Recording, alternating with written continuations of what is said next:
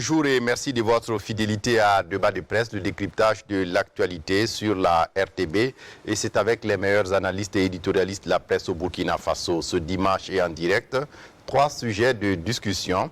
D'abord, cette manifestation de l'opposition politique au Burkina contre l'aggravation de la situation sécuritaire dans le pays. L'opposition qui réclame une réponse aux attaques djihadistes de plus en plus meurtrières. Sera-t-elle entendue? Le pouvoir du MPP a-t-il intérêt à faire la sourde oreille, surtout quand on assiste à des tueries d'une extrême gravité?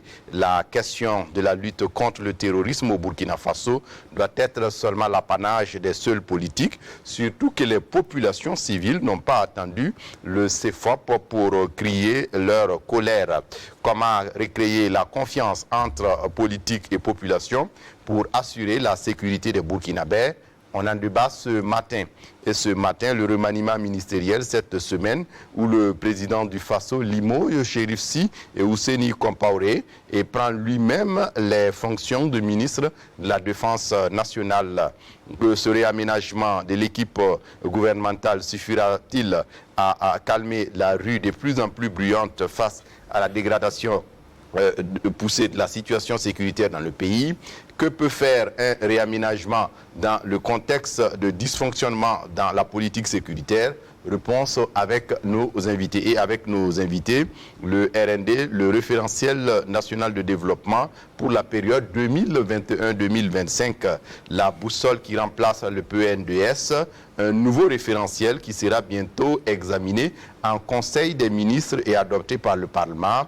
Mais jusque-là, on attend les vrais résultats du PNDS en matière d'implémentation des politiques mises en œuvre dans le pays. Comment concilier le RND avec les réalités du contexte national marqué par la crise sécuritaire, l'effritement de la cohésion sociale et la pandémie du Covid-19?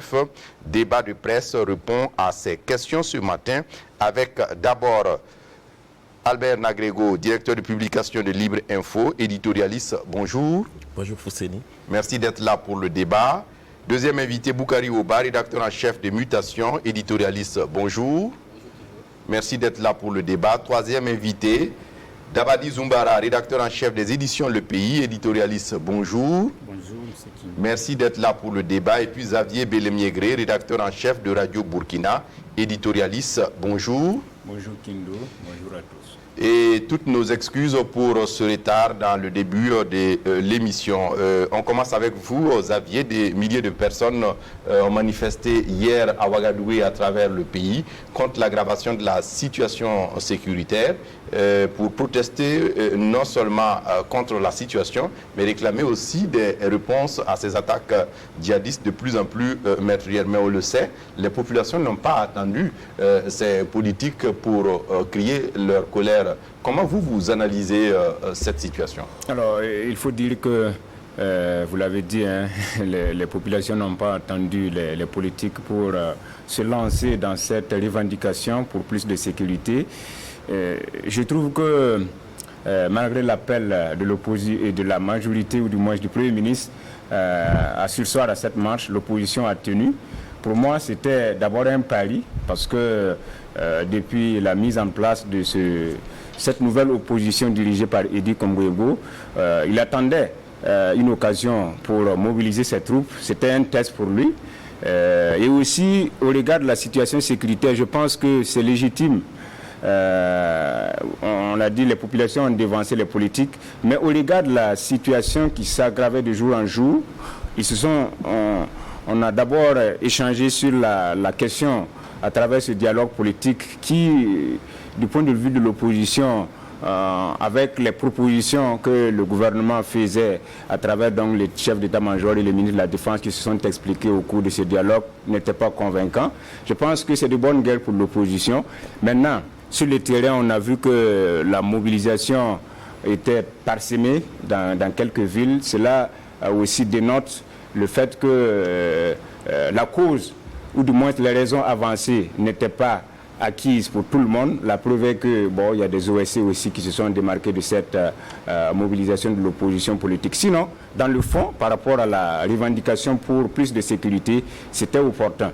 Et je pense que ça interpelle les autorités, notamment le président du Faso, qui, après son discours, doit encore annoncer d'autres mesures fortes pour véritablement lutter contre l'insécurité. Maintenant, dans le message qu'Idi a prononcé, il a parlé d'assises nationales sur la sécurité. Je me demande si c'est encore opportun parce qu'on en a parlé en 2017 lorsque le ministre Simon Compaoré était au niveau de la sécurité. Je crois qu'il y a eu des propositions qui ont été faites et ces propositions-là demeurent.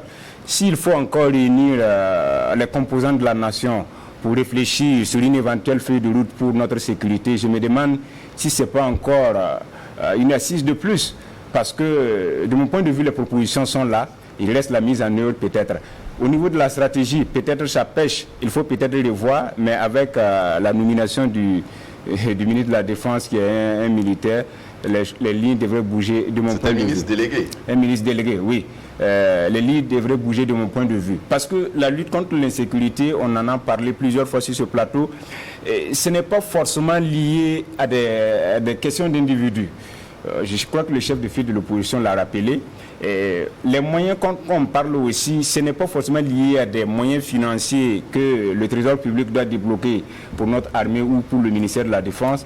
C'est beaucoup plus, de mon point de vue, par rapport au niveau sous-régional et international. Parce que vous savez aujourd'hui que le Burkina ne fabrique pas ses armes de guerre. Le Burkina ne fabrique pas des avions dont on sollicite parce qu'on parle de ces hélicoptères bornes qui n'arrivent pas à survoler la nuit. Et toute la communauté internationale doit s'impliquer dans ce sens pour que, en plus des moyens qu'on déploie pour ces FDS, que la riposte soit holistique au niveau de la sous-région. Je vais parler notamment des puissances étrangères qui doivent sincèrement nous donner les moyens qu'il faut. Je vais parler des moyens techniques et des moyens logistiques conséquents. Est-ce que notre sécurité, c'est d'abord pas notre propre affaire avant d'être l'affaire des puissances? Non, je vais parler des moyens logistiques techniques.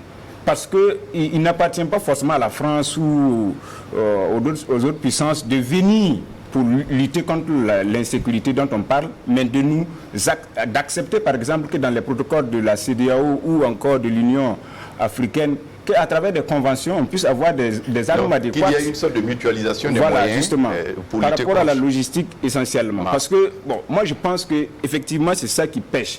Sinon, ça ne veut pas dire qu'on n'a pas assez de moyens financiers pour nous approvisionner. Mais s'il y a un blocage, je ne sais pas, au niveau de l'Occident ou dans la sous-région par rapport même à l'approvisionnement des armes de guerre et des avions, des aéronefs vraiment pointus pour lutter contre le terrorisme, le problème va demeurer. Oui, Albert, on a vu hier des slogans comme non à l'insécurité grandissante, non à l'abandon des populations, non aux attaques sans fin. Y a-t-il encore un président au Burkina Faso? On a comme l'impression de ce dépit, ce désespoir des populations. Oui, le désespoir, il existe depuis longtemps à tous les niveaux, que ce soit au niveau régional, dans les provinces, que ce soit également au niveau national, on le sent.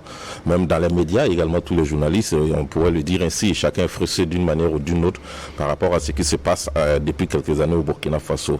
Ce qui est dommage, c'est qu'au cours de cette semaine, la manifestation annoncée par l'opposition a montré encore qu'on n'est pas du tout suffisamment préparé à faire face à ce terrorisme, parce que quand on regarde la classe politique, je pourrais dire qu'on a assisté à une certaine immaturité en griffe, parce que là, je m'étonne qu'une marche annoncée par l'opposition pour soutenir les FDS, pour également susciter un véritable réveil au niveau du gouvernement, je m'étonne qu'en face, la majorité présidentielle s'accapare pour en faire un programme, pour dire un programme même de toute la semaine, organiser des conférences de presse et des OSC pour appeler à la démobilisation, pour également qualifier de tous les noms également la manifestation de l'opposition.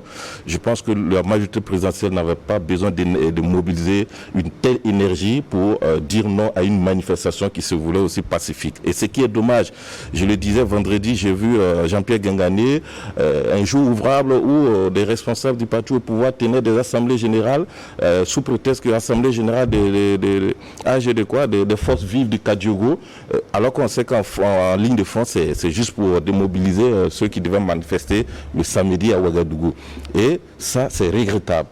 Une majorité présidentielle qui est constituée d'au moins 70 partis politiques a suffisamment toutes les intelligences pour créer ou mettre tout de suite en place un comité politique de crise, peut-être sortir avec des propositions concrètes proposées au président Kaboré. Ce serait mieux que d'appeler à une démobilisation sous prétexte qu'il faut faire bloc derrière le président Kaboré. Faire bloc comment? En appelant juste à ne pas participer à des marches. Je pense que ça, ce n'est pas faire bloc derrière le président Kaboré. On aurait pu se mettre en place tout de suite, réfléchir, faire des propositions, dire au président Kaboré, dans l'immédiat, voici ce que vous pouvez faire, prendre comme décision et aider les Burkinabés à souffler un peu par rapport à cette situation de terrorisme. Mais en voulant répondre à l'opposition par ces mêmes manières de faire, je crois que c'est rabaisser le débat et c'est de montrer que la classe politique aujourd'hui n'est pas préparé suffisamment à faire des offres ou en tout cas à donner l'espoir aux Burkinabés. Et c'est dommage parce que on est en train de vivre le remake de 2014 où on avait l'opposition ici, le Front républicain ici, la majorité présidentielle ici, on va à une table de dialogue, on ne s'entend pas, on sort,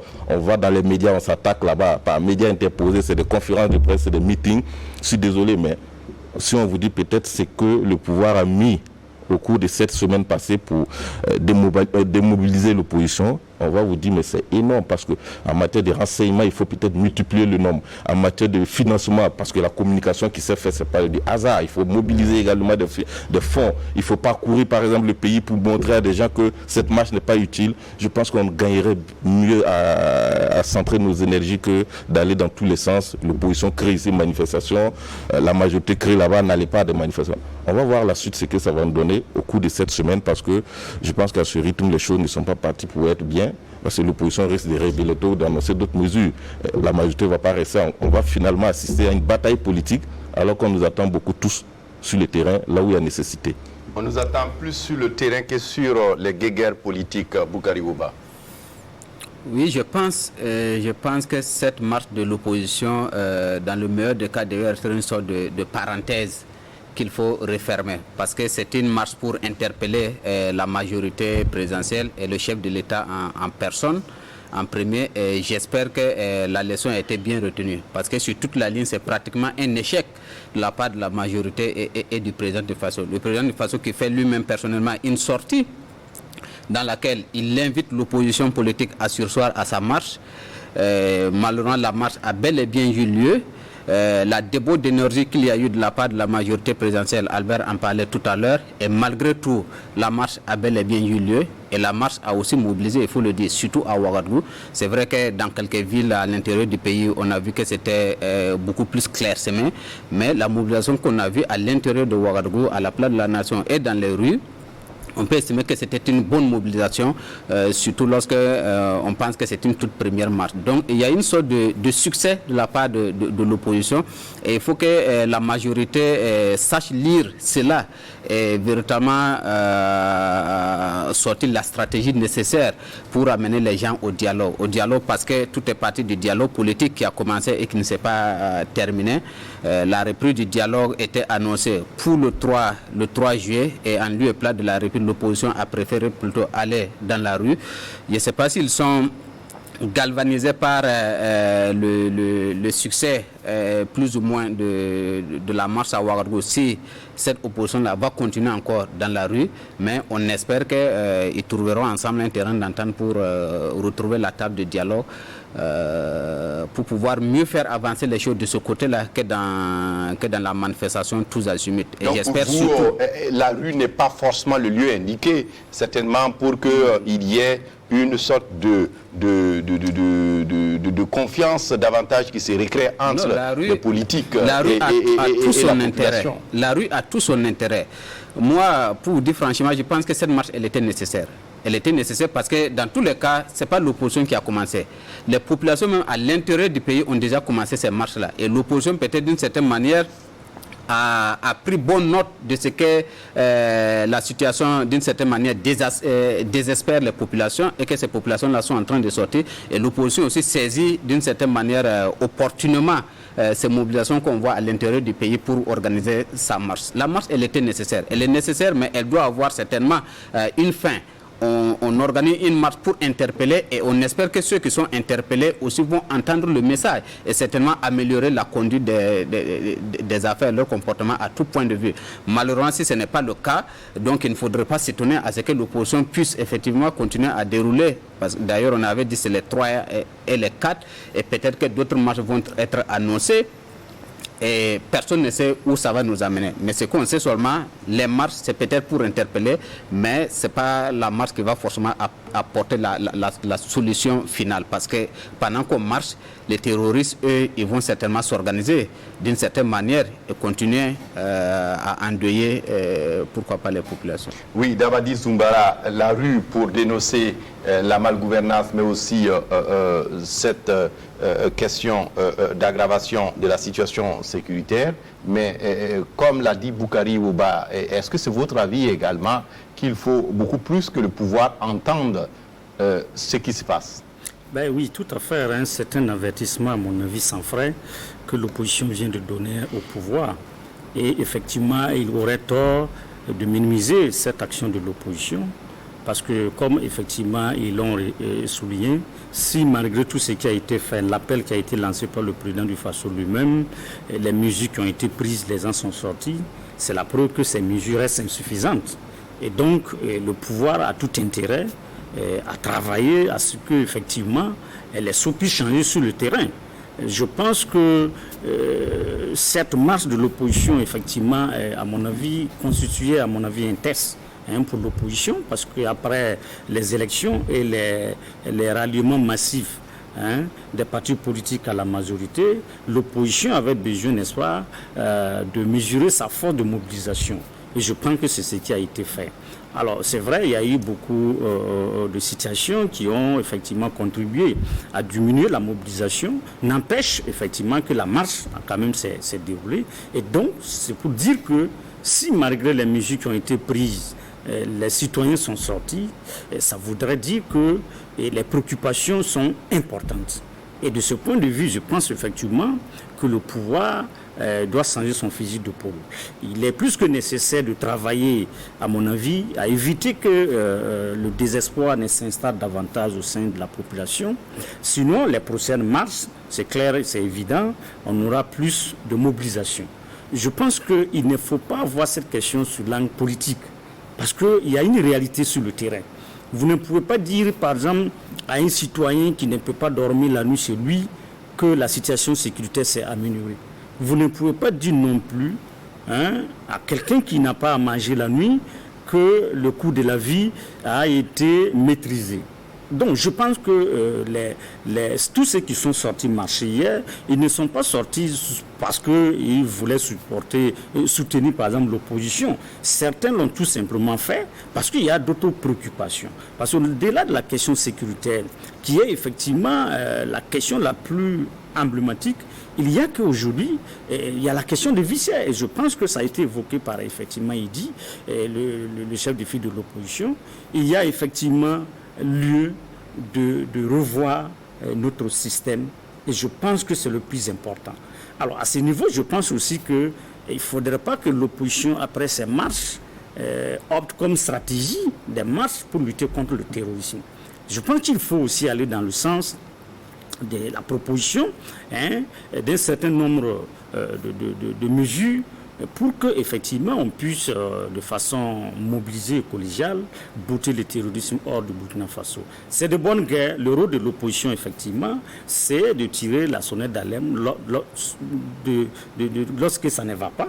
Et c'est aussi, à mon avis, de la responsabilité du pouvoir d'écouter ce qui a été comme message et de l'analyser. Parce qu'effectivement, vouloir empêcher les marches en les qualifiant de déstabilisation, etc., on peut passer effectivement à côté de l'essentiel. C'est vrai qu'il y a l'opposition en face, mais comme je l'ai dit, au-delà de cette opposition, vous avez d'autres citoyens qui ont des préoccupations. À Kaya, par exemple, vous avez vu ces veuves des FDS qui étaient devant et qui demandaient à ce qu'il n'y ait plus de sécurité pour les époux. Certaines ont perdu les époux. D'autres, effectivement, réclament un meilleur équipement des FDR pour que effectivement les époux puissent aller sur le terrain et revenir en bonne santé. Donc, c'est-à-dire que si on néglige tous ces éléments, et effectivement, on peut passer vraiment à côté. Et donc, je pense que le pouvoir a tout intérêt à analyser froidement ce qui a été posé comme préoccupation et de prendre des mesures ici. Je pense qu'ici, il faut d'abord le premier signal fort, à mon avis, pour faire changer les choses. Ce n'est peut-être pas le changement qu'on a constaté tout à l'heure. C'est le plus important, à mon avis, c'est la crédibilité et la qualité des hommes qui, j'allais dire, conduisent la politique de Roch Marc Christian Kaboré. Vous ne pouvez pas convaincre des citoyens qu'il y a péril et que chacun doit faire un effort et que pendant ce temps, les ressources de l'État sont en train d'être dilapidées par d'autres. Alors, donc je pense que ces derniers temps, il y a eu beaucoup de révélations dans ce sens. Et si effectivement le pouvoir ne prend garde, ça sera dangereux. Je pense qu'effectivement, il faut effectivement travailler à ce qu'à chaque niveau, il y ait effectivement une correction, qu'il y ait un changement. Les populations ont besoin des résultats sur le terrain. Le reste, bon, c'est du discours. Quel que soit le discours qu'on va tenir à Ouagadougou, si sur le terrain, la situation ne change pas, eh bien, les gens vont continuer à se mobiliser. Donc vous avez peur pour le pouvoir MPP? Bon, ce n'est pas moi qui ai peur, mais je trouve que le pouvoir gagnera, en tout cas gagnerait à tout mettre en œuvre pour éviter, par exemple, ce qui s'est passé au Mali. Ça a commencé effectivement comme ça. Ibega a négligé la situation. Il a voulu jouer au plus malin. Et finalement, on a vu ce que ça a donné. Donc, on ne le souhaite pas au Burkina parce que tout changement de régime, quoi que l'on dise, peut effectivement conduire le pays dans une situation plus difficile. Le Mali aujourd'hui, on voit que ce n'est pas simple. Donc le pays est en train de lutter pour retrouver d'abord l'ordre constitutionnel, ensuite travailler au développement. Et donc je pense que nous, on peut faire l'économie de tout cela, mais pour peu que ceux qui nous dirigent comprennent le danger, comprennent qu'il y a péril en la matière et qu'il ne faut pas dormir sur les lauriers en disant, comme c'est un adversaire politique, bon écoute, le chien aboie, la caravane passe. Ça sera vraiment une grosse erreur pour Roch Marc Christian Kaboré. Oui, Albert, vous n'êtes pas non plus dans cette attitude de mépris peut-être de l'opposition et de tous ceux qui crient à plus d'action pour la lutte contre l'insécurité et le terrorisme? Non, au niveau de l'action, je pense qu'on est tous d'accord qu'on n'a pas besoin d'aller chercher loin. On connaît les solutions, on refuse juste de les appliquer. Aujourd'hui, les VDP, on en a besoin d'équipements, on a besoin de VDP aux côtés des forces de défense et de sécurité sur le terrain. C'est une réalité. Il n'y a pas que les équiper seulement, mais il faut également réserver une bonne prise en charge à ceux qui ont perdu peut-être leur mari ou à celles qui ont perdu leur mari sur le terrain, les orphelins également, et même si possible, même revaloriser la prime qu'ils reçoivent parce qu'au bout de quelques mois, ils ont fait quand même la preuve qu'il y a un sentiment, une volonté d'aller combattre véritablement contre ces groupes là pour donner le meilleur d'eux-mêmes et défendre le Burkina, si on peut le dire ainsi, aux côtés des forces de défense et de sécurité. Chaque fois que je pose la question, je dis c'est illogique. Ce qu'on ne peut pas comprendre dans ce gouvernement, on ne peut pas avoir des gens qui sont sortis subventionner des cartes d'identité nationale ici à la veille des élections à coups de millions, et aujourd'hui aucun député, aucun ministre ne repart dans une province en pro-terroriste pour dire que je fais don de 5 motos à des VDP. Il n'y en a pas. Aucun ministre, aucun député. Mais on est prêt à aller subventionner des pièces d'identité à la veille des élections pour que les populations là s'enrôlent, et on dit qu'on est patriote parce que le vote c'est un devoir citoyen, il faut que tout le monde participe au vote. Et après le vote, on fait quoi? La sécurité, ça ce n'est pas un droit absolu. C'est ça aussi le problème. Ensuite, quand vous regardez aujourd'hui, on dit oui, il faut réunir des gens, on réfléchit sur les stratégies, on réfléchit sur comment travailler pour pouvoir sortir le Burkina de l'insécurité. À côté, on nous dit oui, il faut trouver la solution par la cohésion sociale, il faut trouver la solution par la réconciliation nationale, ou encore il faut trouver la solution par le développement. Mais on n'y va pas directement. On passe le temps à tourner à Ouagadougou. Le président du Faso a changé son ministre de la Sécurité, nommé ministre délégué à la Défense. Une semaine après son discours, on attend de voir les changements à opérer au niveau du commandement.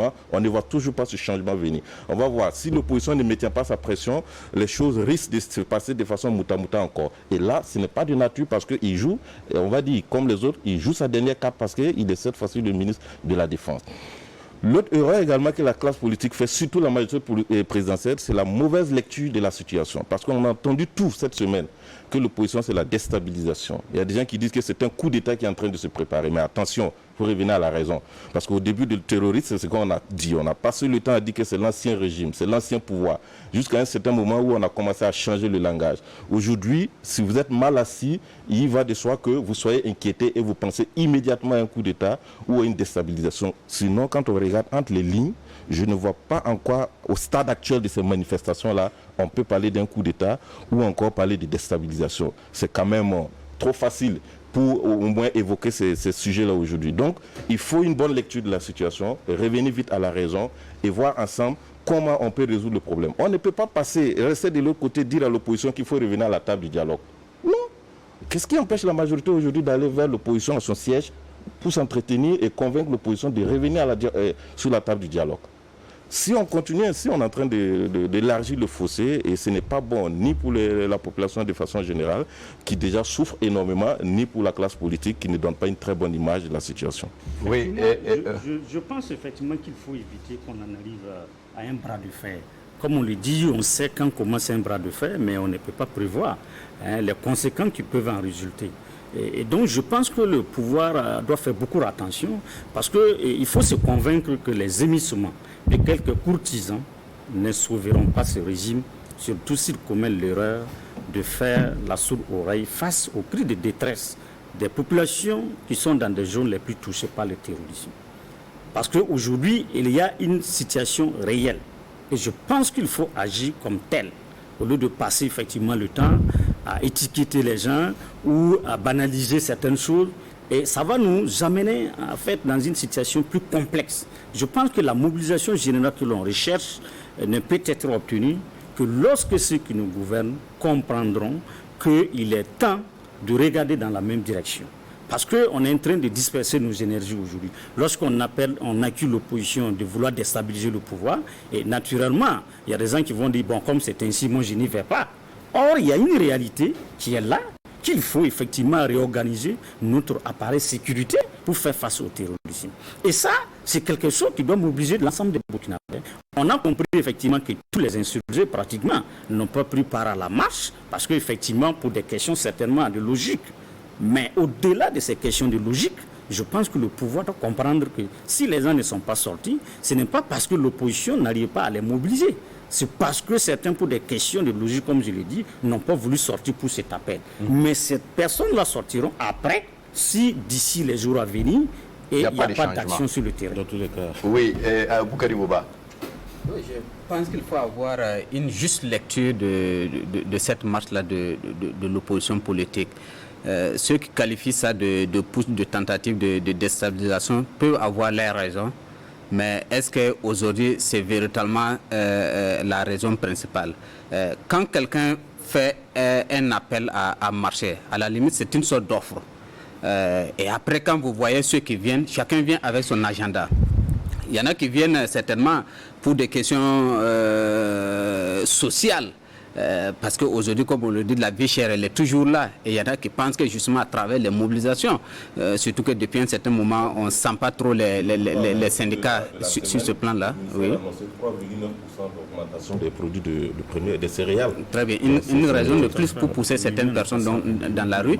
Et il y a les questions politiques. Et sur les questions politiques, des gens peuvent avoir divers agendas. On a certainement vu certaines personnes appeler à la libération des généraux, notamment Gilbert Diendéré et pourquoi pas Djibril Bassolé, en pensant qu'ils peuvent être la solution à la question terroriste aujourd'hui. Mais je ne pense pas que la majorité de ceux qui sont sortis pour la libération de Gilbert Diendéré ou encore de Djibril Bassolé.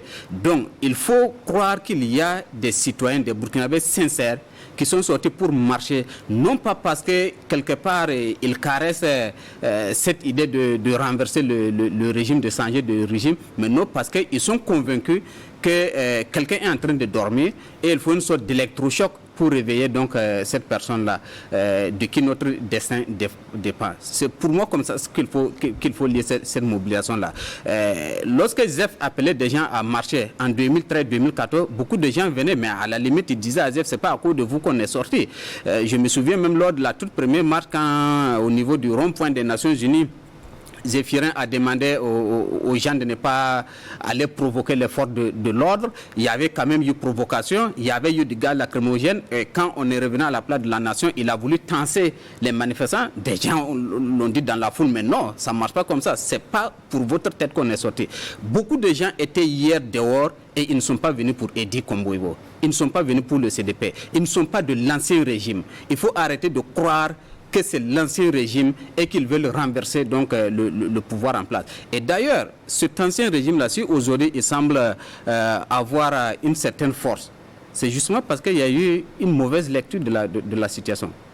Quand vous avez au pouvoir l'UNIRPES, quand vous avez au pouvoir l'UPC, il reste quoi à l'opposition? Il ne reste que le CDP. Vous laissez un terrain vierge à un opposant qui, justement... Faut-il être de l'ancien régime? Bien sûr, qui a toutes comment j'ai dit, la latitude finalement de mobiliser tous les mécontents possibles qu'il peut avoir par rapport au régime actuel. Si aujourd'hui on avait un autre parti, j'allais dire, d'une certaine carrure, à côté du CDP, je crois que les marges de manœuvre du CDP, bien qu'étant chef de file de l'opposition, pouvaient être limitées ou contrôlées. Mais aujourd'hui, dans l'opposition, il n'y a pratiquement que le CDP.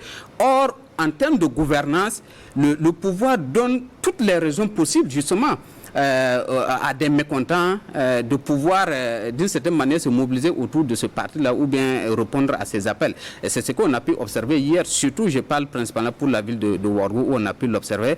En province, si la mobilisation n'a pas été... forcément au même niveau que ce qu'on a pu constater à Ouagadougou. Peut-être c'est en termes d'organisation, voilà, en termes de travail fait sur le terrain par les représentants de l'opposition. Donc il ne faut pas s'étonner que si les jours à venir, on ne trouve pas une solution à ces manifestations-là, que des gens commencent à se mobiliser. Oui, on va aller rapidement au second sujet de débat. C'est vrai que les manifestations de colère se multiplient, mais le président, à son tour, a apporté ou tente d'apporter des réponses. Il a limogé mercredi dernier les ministres de la Défense et de la Sécurité, notamment Chérif Sy et Ousseini Compaoré. Il assume lui-même le poste de ministre de la Défense nationale. Albert Nagrego, ce réaménagement ou peut-être ce remaniement ministériel, est-ce que ce n'est pas finalement du saupoudrage? Bon, on attend de voir toujours, parce que là, on peut dire qu'on a tous dit et reconnu avec certains officiers que le ministre délégué à la Défense est un homme qu'il fallait, qu'il a le meilleur profil pour être là où il est. Si c'est le cas, déjà on peut dire que c'est de gagner sur les papiers, ce n'est pas du saupoudrage à ce niveau. Maintenant, la deuxième question, c'est-à-dire qu'on se pose la question, mais pourquoi c'est le ministre de la Défense, il est délégué, pourquoi ce n'est pas le président Kaboré lui-même? Alors, on l'a déjà dit. Une chose est sûre, c'est qu'au sein de l'armée, depuis 2011, on sent que le malaise n'est pas encore réglé définitivement et il est difficile peut-être pour le président Kaboré de trouver l'homme idéal qui peut ressouder les morceaux et donner véritablement une unité dans le vrai sens à cette armée-là. Donc aujourd'hui, il faut travailler à arriver à cela pour éviter qu'on arrive encore à ce qu'on a pu constater avec l'ancien ministre Chérif Sy, où certains déjà disent que le contact n'était pas très bien entre lui et puis certains officiers supérieurs ou certains chefs de commandement.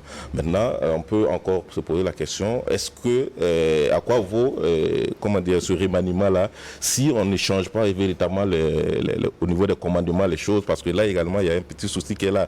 Aujourd'hui, c'est une évidence, je ne sais pas comment ça peut se régler, mais si on a un ministre délégué à la Défense qui est un colonel-major et puis on a un chef d'état-major général de l'armée qui est un général, du coup, il faut se dire comment ça va se faire au niveau de la communication, au niveau du commandement.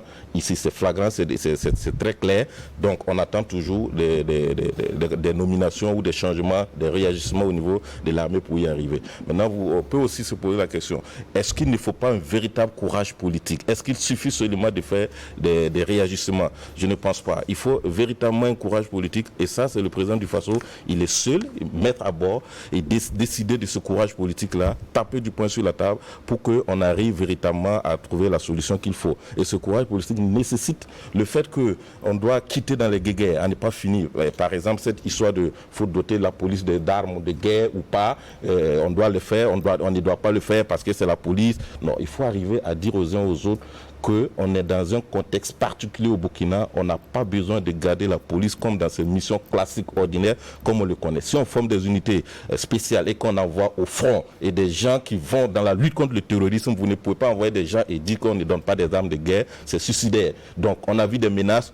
Massila, aujourd'hui, le commissariat de police n'existe plus depuis longtemps. À Togomayel, c'était pareil. À Djibo, c'était pareil, jusqu'à ce qu'ils répartent encore.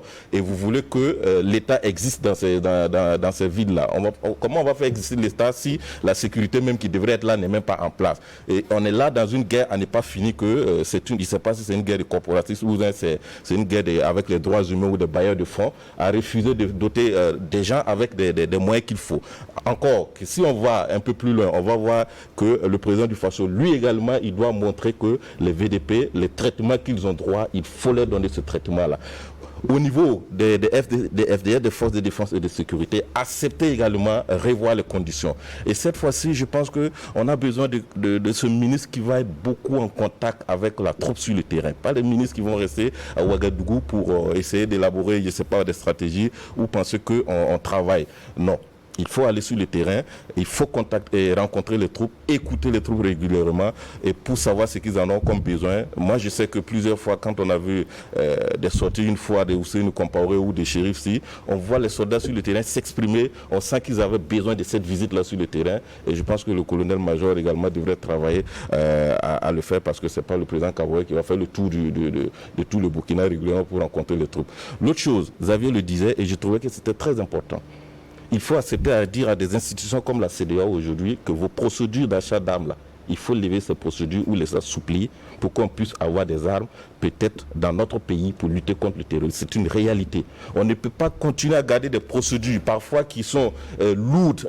C'est-à-dire on n'arrive pas à acheter peut-être des armes ou à se faire livrer des armes rapidement, alors que quand il y a des attaques, vous envoyez des délégations pour venir pleurer et dire que non, on vient présenter les condoléances au pays. Et vous savez très bien que rien n'est facilité à votre niveau. Il n'y a pas que des procédures d'armes. Il faut même débloquer le fonds ou travailler à rassembler véritablement les pays de la sous-région pour qu'ils mutualisent les forces.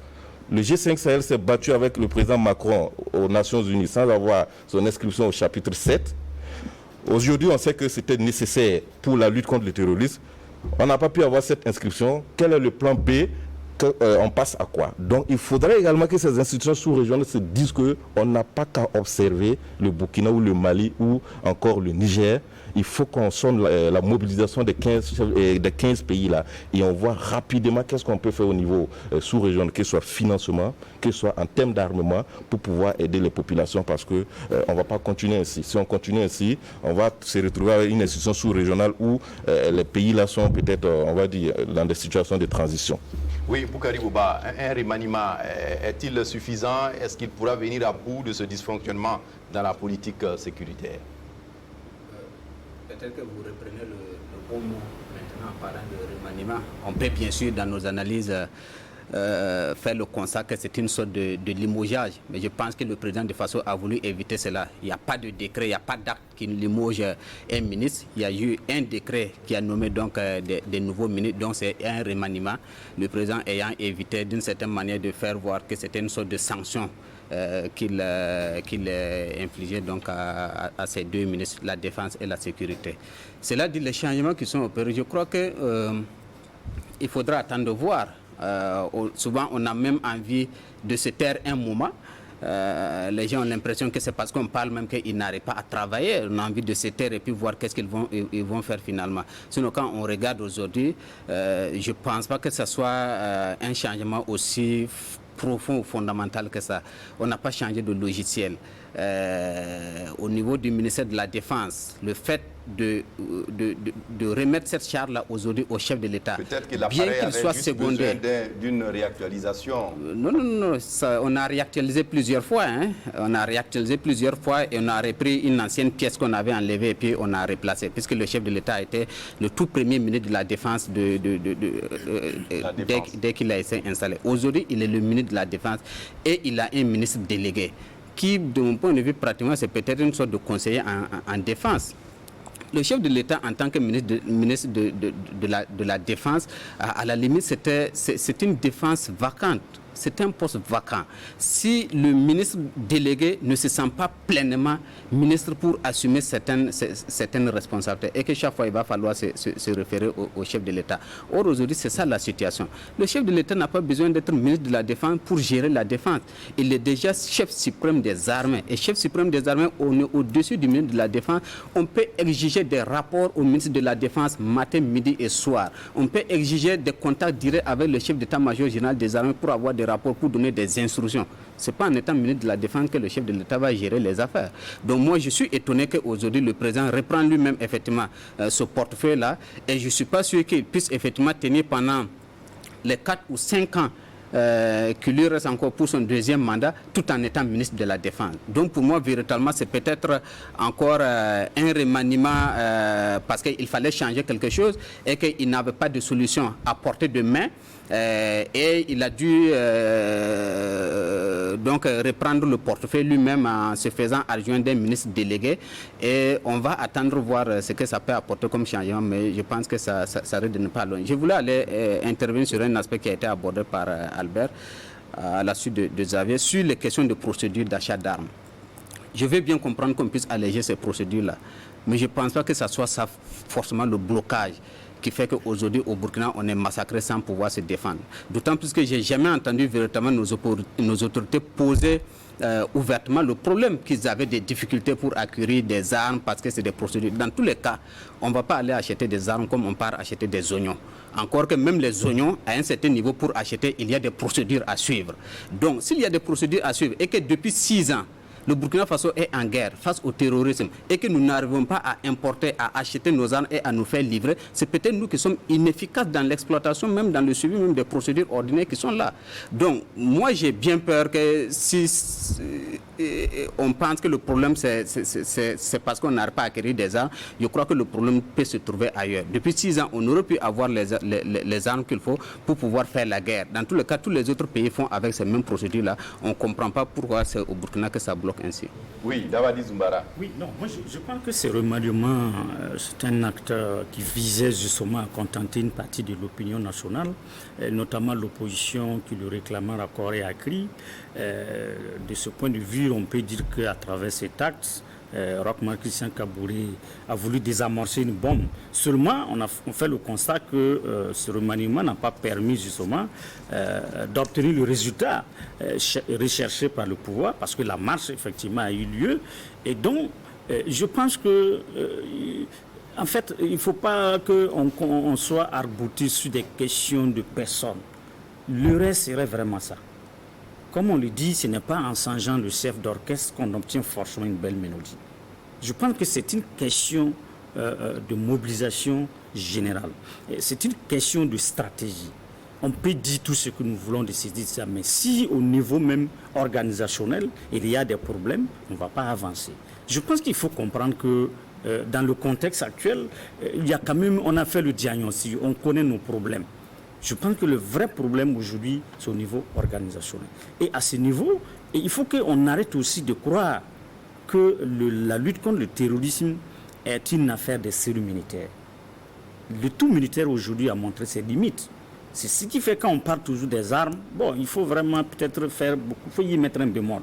Parce qu'aujourd'hui, en dehors peut-être des militaires qui font vraiment le gros boulot sur le terrain, c'est comme si les autres maillons de notre République se disaient, bon, on n'a rien à apporter, c'est l'armée qui doit faire le travail. Or que non, il faut que chaque maillon de notre administration, il faut que chaque couche socio-professionnelle, il faut que chaque couche sociale joue sa partition. C'est dans cette dynamique que nous pourrons obtenir de meilleurs résultats. Et je pense qu'il faut effectivement arrêter de voir la lutte contre le terrorisme comme une affaire purement militaire.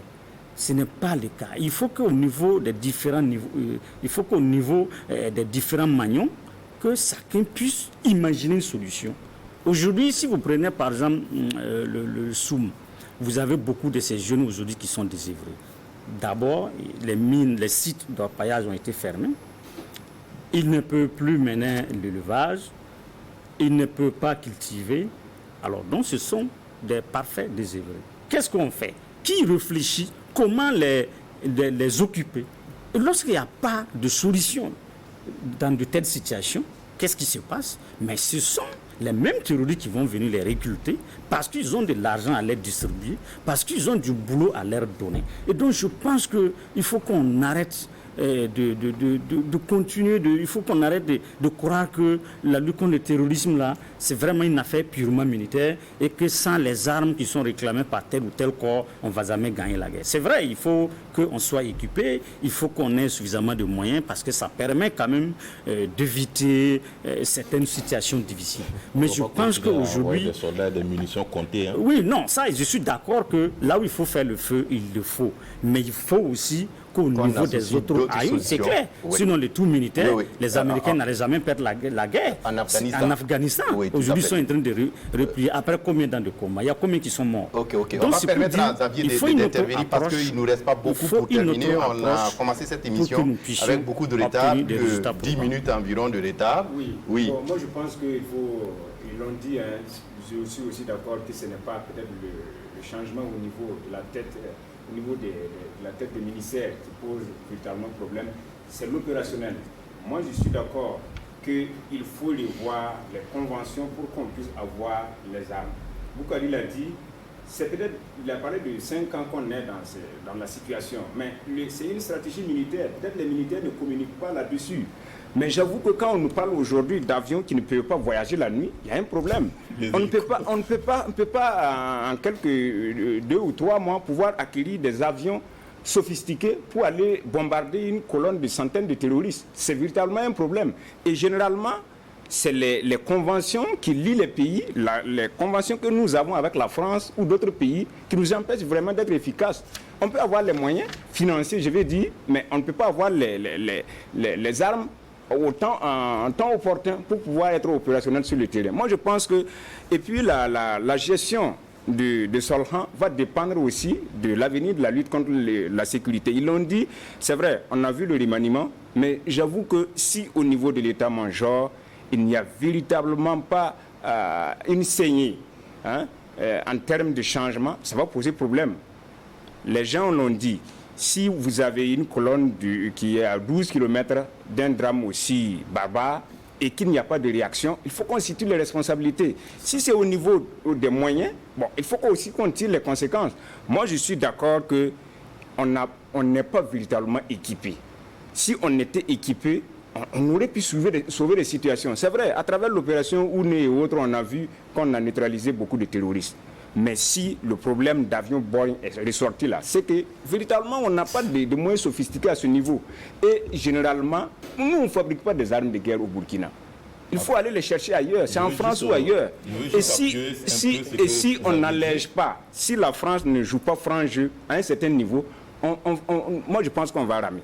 Oui. Je veux juste dire un petit mot sur ce que vous aviez dit, parce que moi je sais que plusieurs fois quand vous échangez avec ceux qui sont au secret militaire, ils vous diront qu'on ne peut pas acquérir un hélico en moins de 2 ans de commande. Beaucoup vous disent qu'aujourd'hui que tout ce qu'on reçoit c'est des commandes de 2017, 2016 ou encore des commandes de 2018. Donc ça veut dire qu'il y a la nécessité, ça fait partie également de la... On avait tout le temps d'avoir un avion qui peut voler la nuit. On est quand même attaqué la première attaque majeure le 15 janvier 2016. Donc dès le lendemain, si je suis le président Roch, je lance ma commande d'avion. Sauf que souvent ces gens ne prennent pas les solutions qu'il faut immédiatement.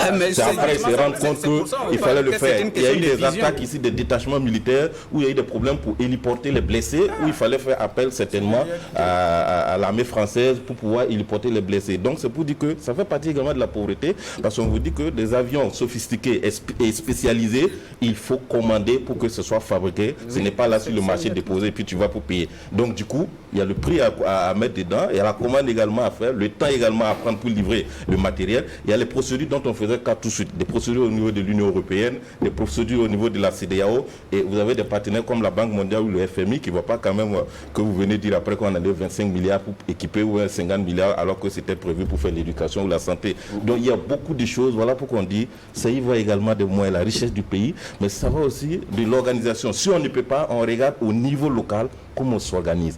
Est-ce qu'on va s'organiser avec nos VDP plus les FDS autrement que la puissance du feu? Et puis on arrive à lier les deux. Ça aussi c'est possible, mais comment on s'organise, comment on fédère les intelligences pour y arriver, pour trouver la solution au niveau local? Je suis beaucoup plus qu'on relativise par rapport à ces questions d'avion. Oui, en 30 secondes, parce qu'on ne pourra pas aborder le troisième les sujet. terroristes qui nous attaquent, ils n'ont pas de blindés, ils n'ont pas d'avion. Ils arrivent à le faire. Voilà, donc c'est pour dire que nous aussi, si nous nous organisons une centaine de personnes qui viennent nous attaquer. Xavier, vous n'avez pas la parole. Laissez Dabadi poursuivre son idée. Comment comprenez-vous que dans un pays gouverné, que des centaines de colonnes de personnes puissent se déplacer sans qu'on ne puisse prévenir? C'est un problème. Donc, c'est ça aussi, il faut. Donc, il y a une question d'organisation interne. On termine avec vous, quand on vous dit que des populations sont massacrées à Solan, quel type d'avis ils n'en ont pas? Quand on vous dit que des populations sont massacrées à Solan et qu'il y a un détachement à Seba, même s'il faut ramper pour arriver à Solan, ça rejoint la question d'armes. Ça rejoint la question d'armes. Si le détachement est là, juste pour dissuader et que l'attaque arrive, est-ce que le détachement va partir? Il faut s'assurer que dans le détachement, il y a les armes. On est tous d'accord qu'il faut avoir. Oui, bien sûr.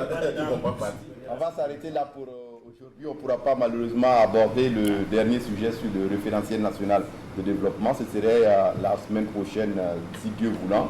Merci à tous les quatre d'être venus. Albert Nagrego est directeur de publication de Libre Info et il est éditorialiste. Boukari Ouba est rédacteur en chef de Mutation, il est également éditorialiste. Dabadi Zumbara est rédacteur en chef des éditions Le Pays, il est éditorialiste. Xavier Belemiégré est rédacteur en chef de Radio Burkina, éditorialiste. Merci à vous pour votre attention à cette émission. À dimanche prochain pour un autre débat de presse. Au revoir et à bientôt.